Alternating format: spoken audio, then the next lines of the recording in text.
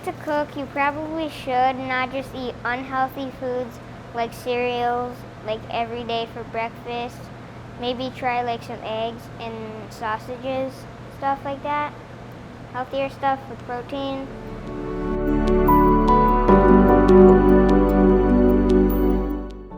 Of course, these manufacturers know there's people that spend, I don't know how people sleep at night, but they spend their entire life trying to figure out how to trick our nervous system into thinking that this food is okay, right? The texture of the food, the flavoring of the food, the coloring of the food.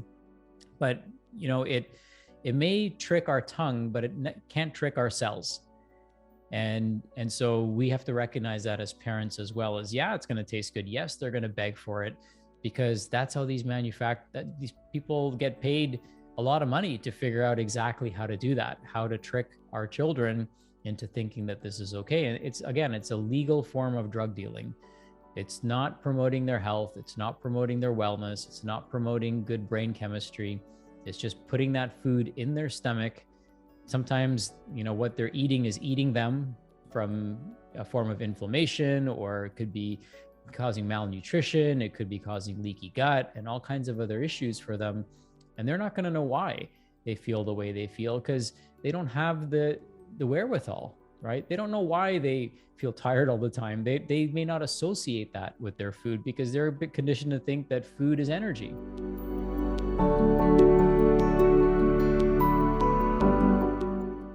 Well, I have found that food is the number one factor to behavioral issues. And that's not what most people think of when they see, their son acting up. When one man saw his son punching holes in walls, he did not understand what was going on for the longest time. And eventually, when he was reading about different things, he saw something about food dyes, right, in foods, and red food dyes in particular. And then he noticed one day that after grandma came to visit and gave him one of those strawberry ice creams from the ice cream truck, his son was punching holes in walls again. And so he realized that food is a major contributing factor to his son's behavioral issues. And when he eliminated that red food dye, his son never punched holes in walls again. Is what happens when you add the food color. So I went deeper into the nutritional science, because that is what I practice, right, Lisa? Mm-hmm. So I studied that when that food color is added to that cake or that protein, which is there in that cake, mm-hmm. what happens is that protein changes the structure. So what happens is, normal protein, when you eat that, your body will be able to break it down, digest it, and you'll be fine. But the moment the food color is added, like a pink and an orange or a yellow, that protein changes the structure. So our body is not able to break it down. And so that protein, for most of us, it will still be okay. We will not react. But for people with low immune tolerance, that will circulate in the body, and that will break out as a rash or a food sensitivity. The color of food tells our brain what types of nutrients and phytonutrients and phytochemicals are in that food. And, so there is that natural attraction that we have to colors, because it tells our brain that there's a certain type of nourishment coming in.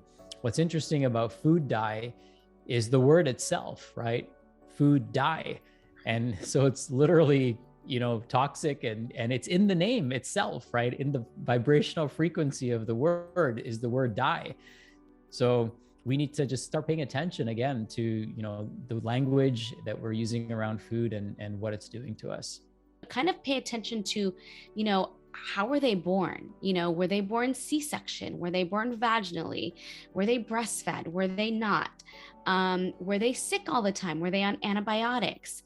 Were they constantly, at the doctor's office because it was a cold after another? There's so many different things that we kind of need to start putting together the picture of the little story of this child, because yes, it may sound like they're picky eaters, but we also kind of need to get the full history of saying, what is really going on? Why is it that they only want to eat mac and cheese 3 times a day, 7 days a week? In a nutshell, like, one of the things that we have to look at is, like, how did this progress, right?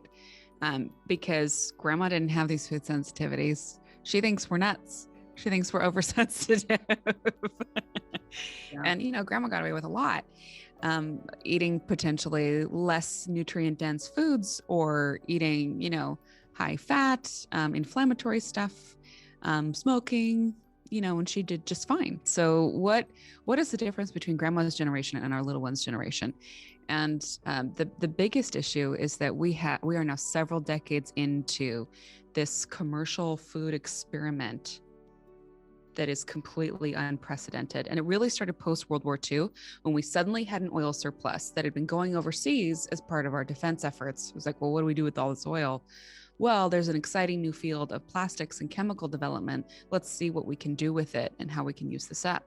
And they found out, super fun, if you formulate certain petrochemicals and spray them onto growing crops, so food crops, that they look greener and leafier and larger, but it's actually a stress response. It doesn't mean that there's anything in the food. And it actually, by systematically doing this now for 3 generations, we have actually destroyed our soil so that they're no longer alive.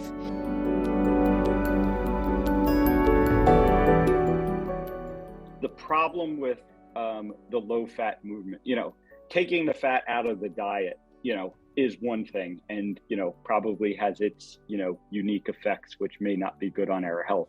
But the problem is, you got to put something else in the food, and that has become overly processed carbohydrates and grains, and that those are causing damage as well. So it was really sort of that double whammy of taking the fat out and putting the more sugar in, that has really gotten us to a bad place.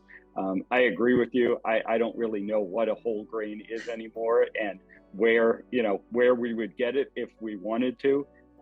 I do think that for people that are metabolically healthy, minimally processed carbohydrates can be a part of the diet. I'm not one of these person that necessarily thinks everyone needs to eliminate all carbohydrates from their diet. Realize that you can. Carbohydrates are not essential to the human diet in any amount. So if you want to, you can. And if you are metabolically unhealthy, it may be a good idea to lower your carbohydrate intake significantly. But I agree with you. This whole concept of whole grains and being sold that it's heart healthy, with the label from the American Heart Association on it, is never really been proven scientifically, and is a pretty flawed concept. The food has been systematically made to become more addictive, because the more you eat, the sicker you tend to be, and then it feeds into the healthcare system or sick care system, however you want to look at it. Gluten is gliadin, which is in gluten. It's the protein in gluten. It can actually be stimulating to our neurotransmitters. And so this is excitatory to us, right? And it can cause kids to not act in their best version of themselves. And it can trigger, mood issues and tantrums in children. In adults, it can trigger all sorts of other things as well. Bad bacteria has something on the outer walls of it called lipopolysaccharides. And their job is to communicate with the vagus nerve, which goes from the gut to the brain, right? And it tells the vagus nerve, bad guy, and the vagus nerve tells the brain, bad guys, attack. And when they attack, the immunoglial cells make glutamate. And that glutamate is an excitotoxin. And it causes excitement, and eventually causes those brain neurons to die off, right? It's like excitement and then dies off. And when that die-off happens, then symptoms show up, like, for instance, the inability to make eye contact, or the inability to listen, right? The inability to respond in a way that they normally respond, the inability to do their homework, like my son experienced. He's like, I don't know, it's just hard. I can't do it. And dopamine it's a beautiful chemical, but it could be addictive to us, has an addictive nature, even though it's our own chemical. And we get this huge surge of it, and it's our goal-oriented, feel-good chemical. And we're like, yes, this is great. And I feel better. And then, you know what, I equate that food to feeling better. So when I feel bad or when I feel stressed, then I need to do this. And it gets so powerful that like when we're in a certain way, and then we start craving foods that we weren't even in the mood for, we might not even have been hungry, we get this emotional charge, and then we just, our body aimlessly goes and grabs the food that we don't necessarily need, or we eat and we don't stop. And emotional eating it's because it's just it takes over our whole entire body. You know, when we're talking about emotions, you know, we're talking about our mind, you know, our brain.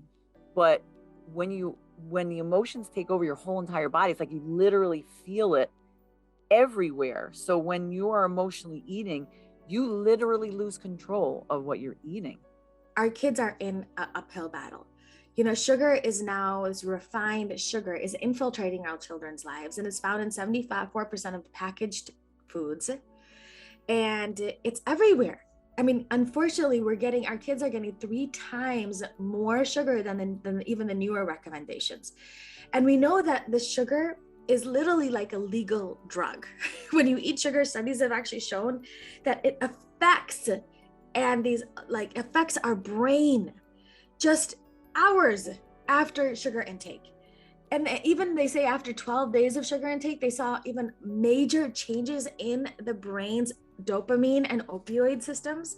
So sugar weakens the prefrontal cortex, and you need 2 main pieces of decision making, and that's your prefrontal cortex and your amygdala. Your prefrontal cortex is responsible for rational decision making, and your amygdala is responsible for the fight and flight type of decision making. You need both of these to work together to make a logical decision. But unfortunately, sugar weakens the prefrontal cortex, and that stimulates the brain reward centers and the same parts of the brain that are stimulated by addictive drugs like heroin and cocaine and withdrawals. So sugar then triggers areas in the brain called the hippocampus, which is like for memory and stress, that leads to like cognitive declines. It makes kids worse, have memory issues and learning issues.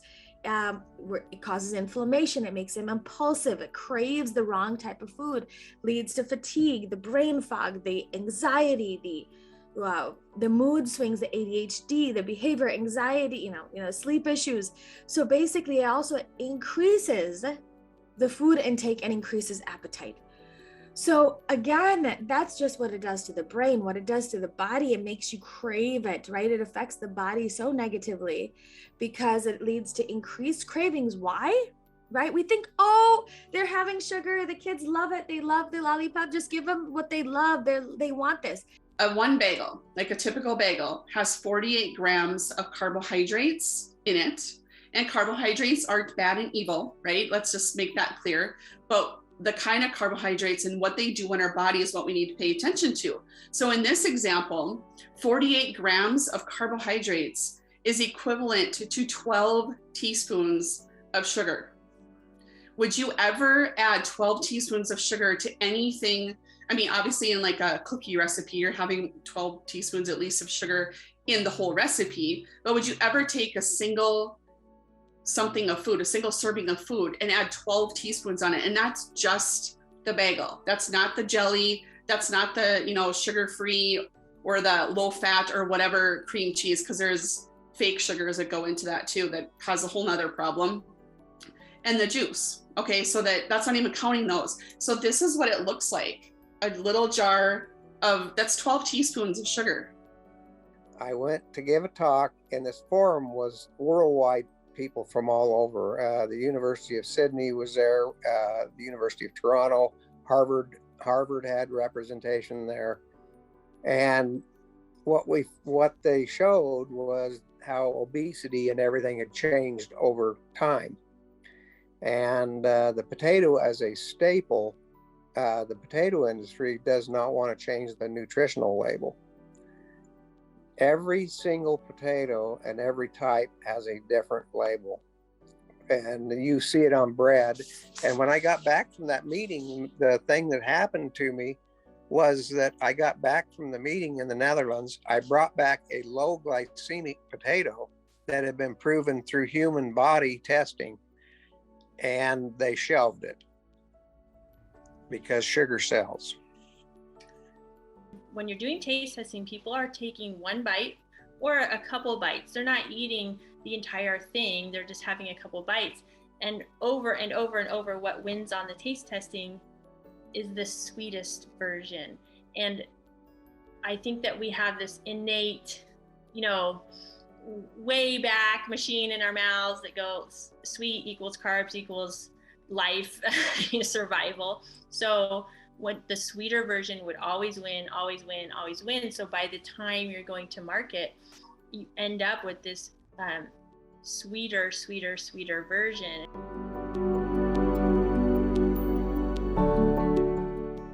But they're not recognizing that it's actually their bodies have been hijacked by the sugar, because sugar, right? Who thrives on sugar?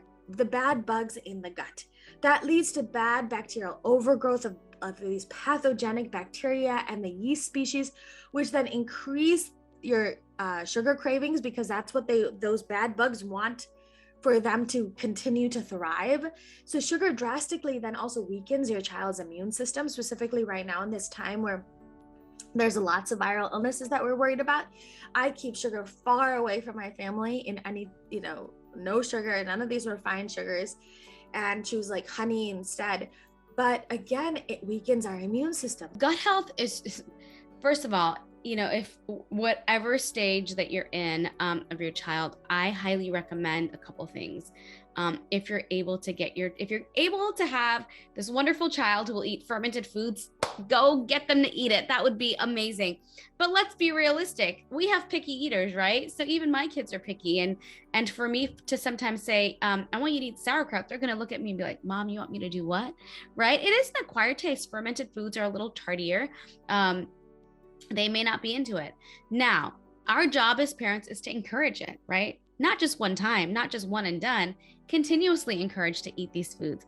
If and when you've tried different things, okay, you've tried some kombucha with them, you've tried some kimchi, you've tried some sauerkraut, you've tried some miso, you've tried yogurts and kefir, and they're still not biting, okay, maybe you need to have a talk and say, maybe I need to work with a functional medicine practitioner. Maybe I need to get my child on some sort of probiotics, because that's the first thing that'll start healing their gut, kind of rebalancing and repopulating their good microbiome. It has also been a deliberate and intentional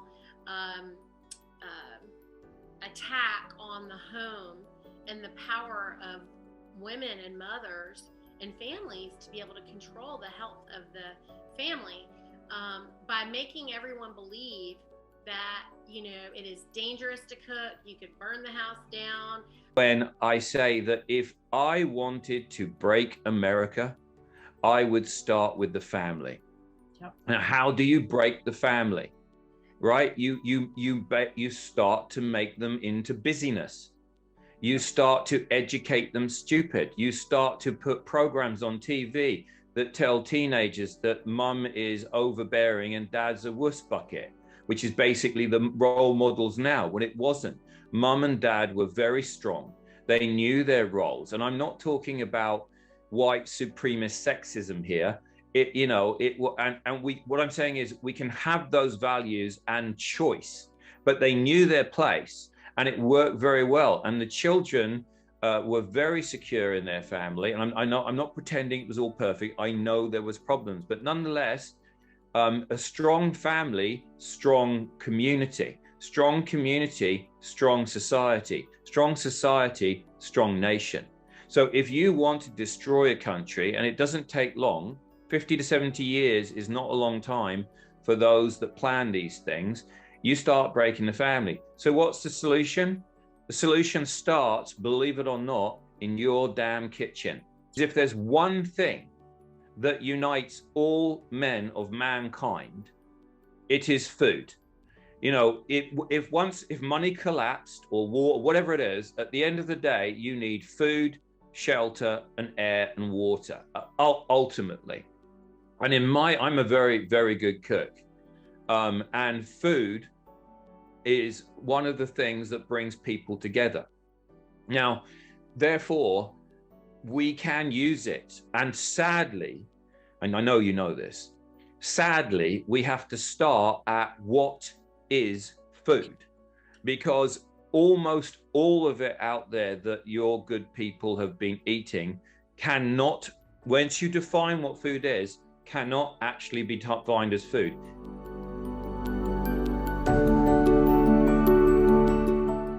No, we do not need food dyes.